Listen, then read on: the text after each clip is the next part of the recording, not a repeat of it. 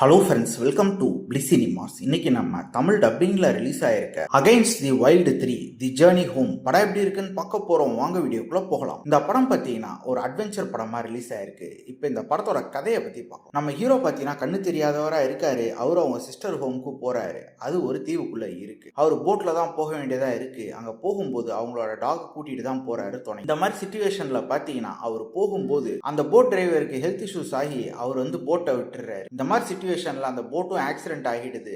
அங்க இருந்து அந்த நாயோட ஹெல்ப்போட தப்பிச்சு வர பாக்குறாரு. அங்க அவங்க சிஸ்டர் இவங்களுக்காக வெயிட் பண்ணிக்கிட்டு இருக்காங்க. அவங்களும் அவங்க பிரதருக்கு கண்ணு தெரியாது அப்படின்றதுனால பல முயற்சிகள் எடுக்கிறாங்க தேடுறதுக்காக. கடைசியில் அந்த ஃபாரஸ்ட் வழியா அந்த அட்வென்ச்சர் எல்லாம் தாண்டி கண்ணு தெரியாத ஹீரோ எப்படி வீடு போய் சேர்ந்தாரு அப்படின்றது தான் இந்த படத்தோட மொத்த கதையே. இப்போ இந்த படத்தோட பாசிட்டிவ் நெகட்டிவ் பத்தி பார்க்கலாம். பாசிட்டிவ் கண்டிப்பா ஸ்டோரி பிளாட்டை சொல்லலாம். இன்ட்ரெஸ்டிங்கான ஸ்டோரி பிளாட்டாவே இருந்து ஒரு கண்ணு தெரியாத ஒரு ஹீரோ துணைக்கு ஒரு நாயை மட்டும் வச்சுட்டு ஒரு தீவுக்குள்ள மலையெல்லாம் தாண்டி அவங்க வீட்டுக்கு போறாரு அப்படின்றதைய பார்க்கறதுக்கு ஒரு இன்ட்ரெஸ்டிங்கான ஸ்டோரி பிளாட்டா இருந்தது. அதை பெர்ஃபார்மன்ஸ்ல நம்ம ஹீரோ ஒரு தரமான பெர்ஃபார்மன்ஸை கொடுத்துருந்தாருன்னு சொல்லலாம். பல இடத்துல நமக்கு இவர் எப்படி போய் சேர போறாரு அப்படின்ற மாதிரி பக்கு பக்குன்னு இருக்க அளவு எடுத்திருந்தாங்க. கேரக்டர் ரைட்டிங்கும் பார்த்தீங்கன்னா நம்ம ஹீரோ கேரக்டர் ஓவரால் நீட்டா எழுதியிருந்தாங்க. அவரை ஃபாலோ பண்ணால இந்த படத்தை பார்த்து முடிச்சிடலாம். டெக்னிக்கல் ஆஸ்பெக்ட்ஸ்ல படம் சவுண்டாவே இருக்கு. சினிமோட்டோகிராஃபி, சவுண்ட் எஃபெக்ட்ஸ், பிஜிஎம் எல்லாமே நல்லாவே பண்ணி கொடுத்துருந்தாங்க. ஸ்கிரீன் பிளேஸ் பார்க்கும்போது தான் படம் கொஞ்சம் சொதப்பி வச்சிருந்தாங்க. ஒரு சில போர்ஷன்ஸா படத்துல பார்க்கும்போது நல்லா இருந்ததே தவிர ஓவராலா படமா பார்க்கும்போது பல சீன்ஸ் நமக்கு பிரெடிக்டபிளா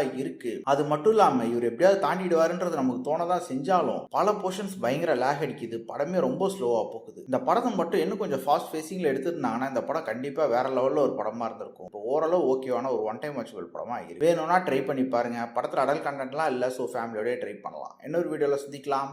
தேங்க்யூ.